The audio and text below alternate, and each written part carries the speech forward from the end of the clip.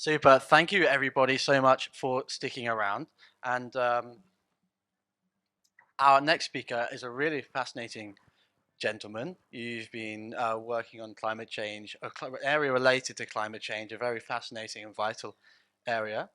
He's from the Sahelian country of Mauritania. He's a former official working on rural development. He's held various senior leadership roles at the UN, including as interim executive secretary of the UNFCCC, who are organizing the COP here in Sharm. He is Ibrahim Thiaw, executive secretary of the United Nations Convention to Combat Desertification. Thank you so much for joining me, Ibrahim. My pleasure. To start off with, could you perhaps give us a few of your reflections on the COP so far? This is a crucial COP happening when the world is faced with a number of challenges, including food challenges, energy, and conflicts. Nonetheless, these challenges should not take us back to where we were. We need to move forward because climate change is still pressing us. So we know it is difficult for some countries. We know it is difficult for the world, but it will be even more difficult if we do not act now. The window is closing on us, and it is certainly an imperative for this COP to come up with concrete outcomes in terms of moving forward and in terms of implementation. Moving forward, I mean emission reduction, and implementation, I mean adaptation and loss and damage. Super. So we didn't tell this to everyone on the way in, but we actually met yesterday rather extensively, and you will be seeing a story in Devex, a nice long interview with the executive secretary. But there was a key issue that came up a couple of times during that interview, which is sort of about silos and how they kind of relate to how they are a barrier to tackling climate change, whether it's within the UN system or kind of outside of it. Perhaps you'd like to tell everyone here why it's problematic. We have 17 goals that we agreed upon in 2015. And these are all interconnected. You cannot fight against poverty if you have climate still going on. You cannot have water security or gender empowerment unless you resolve other issues. Climate is certainly one of the most complex issues that we are faced with as international community.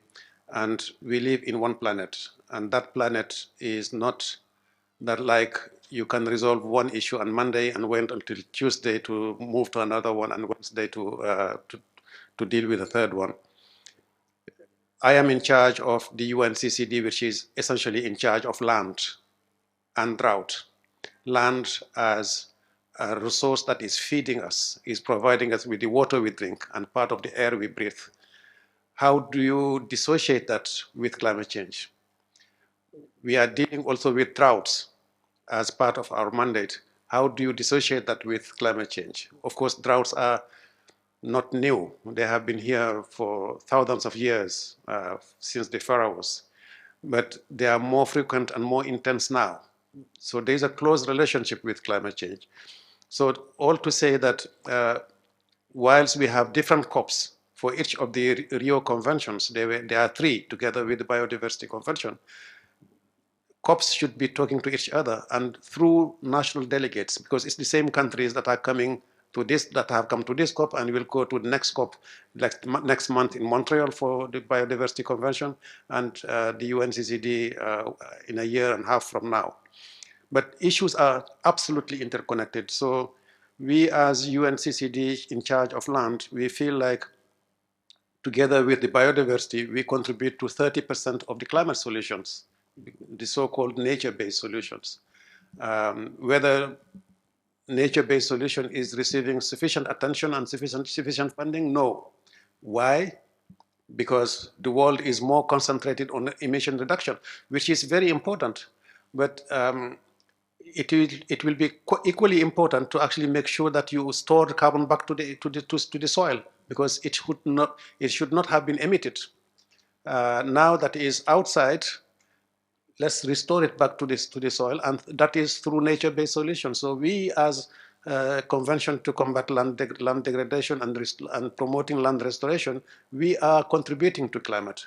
At the same time, but if you restore land, you also fight against poverty, you improve food security, you improve water quality and air quality and so forth. So it is absolutely interconnected. I can talk for longer than this, but I think you have a hint of what I'm trying to convey as a message, is that delegates, when they come to these COPs, they should not look at their issues as national focal points. They should look at their issues as representatives of governments that will have to deal with biodiversity in the same way as they are dealing with land and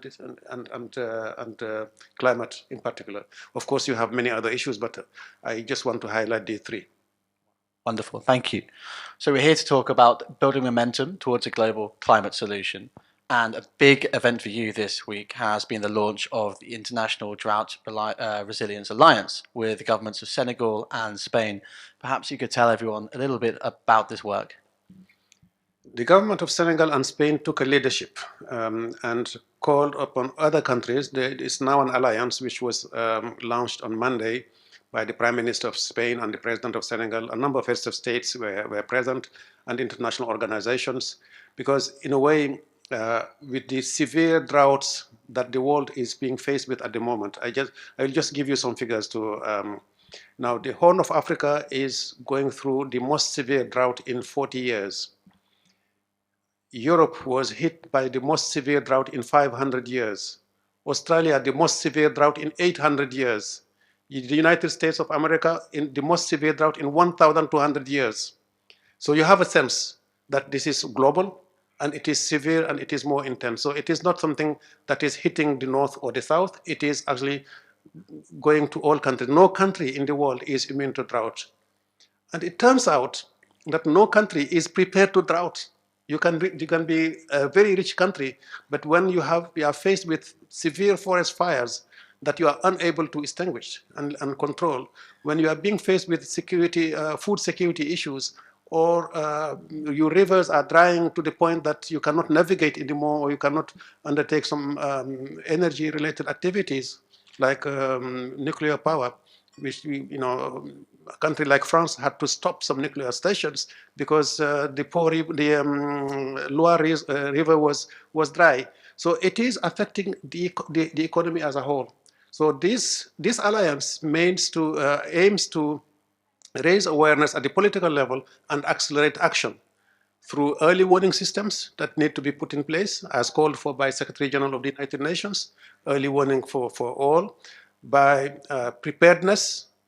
Many countries are not really prepared to drought. They wait until a drought occurs before they react. We are more reactive than we can anticipate, and also recovery, long-term recovery, including insurance systems and so forth. So there's a panoply of solutions that is out there, but the reaction has been very sectoral at the moment. Humanitarian world, agriculture, livestock, water. It has to be a whole of government approach in order to succeed. And of course, regional cooperation. If you share a river between two countries, you may be foes, but please understand that this river doesn't know the borders, and water will flow, or lack of water will affect everybody. So it is important that if you have a station somewhere in the river, that it speaks to the station downstream, so that you can have a better management of your resources, rather than competing for more scarce resources. Wonderful, thank you. So we have government initiatives, intra-government initiatives. Maybe you could give us some of your ideas on how else the world could be building momentum towards a global climate solution. This is a debate which has been polarizing so far. Whenever you talk about finance, it's like there's no cooperation anymore. It should not be the case, because if we are true to the understanding that we share this planet, if you are true to understanding that you cannot stop people from migrating, when people have to flee, if you are true to understand that emissions from one region may hit another region far away from it, if you are true to understand the so-called butterfly effect, when a phenomenon occurs in a part of the world, it goes to another part of the world. If you are true to understand that we are losing our soil in like never before, then it is important that you have a financial system that works. Now, it starts with the multilateral banks. The financial system as established today, as it works today, was designed like before we signed the Paris Agreement.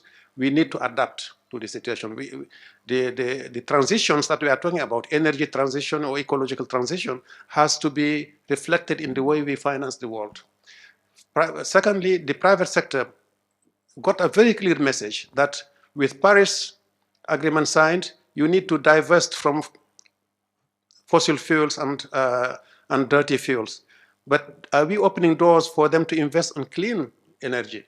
What are the solutions that we are offering to the private sector? What are these incentives that are being put in place? We are still subsidizing fossil fuels.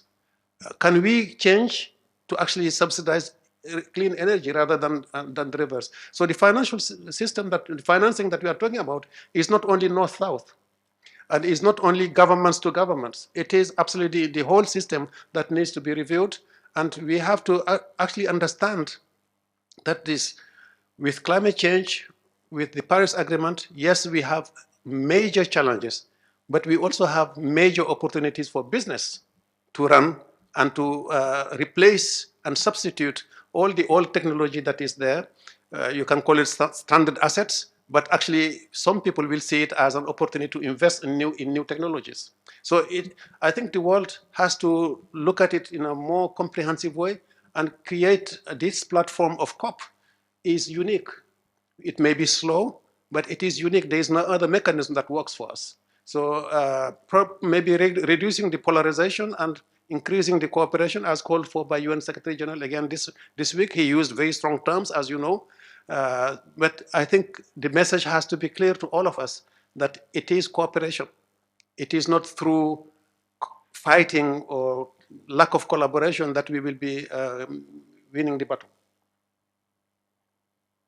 So you talk about finance, and indeed that's been sort of one of the unofficial themes that have been a thread. Well, not unofficial. There was a finance day, excuse me, but there has been a thread running throughout the entire conference, rather than just a thematic issue for one day.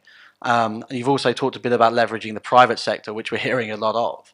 But the fact is, so far, it's actually been a pretty weak COP for finance. There haven't really been many new announcements.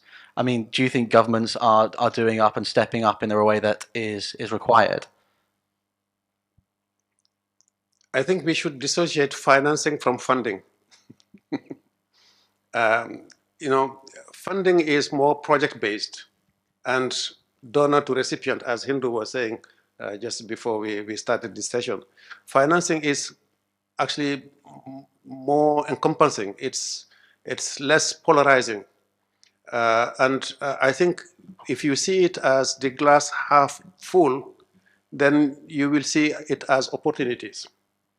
I think the world has to come to a better understanding and an agreement, and this is the North and the South, to say, okay, what can we do? We have a planet in peril. We have a situation where we see disasters coming day in and day out. And we have a situation where countries that thought that they were immune to disasters are being severely hit. You may be very rich, but your economy will be faced with a number of challenges. Insurance systems struggling to actually compensate all the disasters and damages that are happening in the world. So let's maybe rethink the word financing, maybe reduce the concept of funding and present it in a more coherent way, in a more collaborative way, so to speak. Let me give you one example of what I'm trying to say. I come from Africa, and rightly so, the African continent is crying for more financing because they have not contributed greatly to the emissions that we are faced with at the moment. But it turns out that this continent that is contributing very little right now may be the biggest contributor in 50 years from now, because the population is growing fast. Because that population that is growing together with the middle class that is coming up with that will need energy. And the question is not whether or not they will have access to energy. The question is what kind of energy they will be having access to. If we are not careful, you may be seeing the next big emitter coming unexpectedly from a region that is emitting the least at the moment. So what do we do to avoid that? How can we prevent that situation from happening? Harnessing the energy that is found in Africa, the renewable energy, there's an immense deposit in Africa, from solar to wind to geothermal to hydropower and so forth. The potential for green hydrogen is immense, including here in Egypt, including in my own country, Mauritania, including in Namibia and so forth. So why do we not invest in this? This is where the financing is coming from. I'm not looking at public money. I'm actually looking at opportunities to invest, to actually propose to these countries opportunities to grow. First of all, to respond to their own energy needs. As you know, close to 45% of Africans do not have access to electricity today. So this is maybe a change of narrative that will help the world understand that it is in the best interest of everybody to actually mobilize financing for development. And instead of focusing on decarbonization, which is very important for some parts of the world, but for other parts of the world, you need clean development, not decarbonization that much, because they are not carbonizing in the first place. Okay. A fascinating conversation, which I'm sure we could debate long and hard for many hours, but I'm afraid we do not have time. So thank you very much, Mr. Executive Secretary. I'm going to pass on to my colleague, Rumbika Chekamba.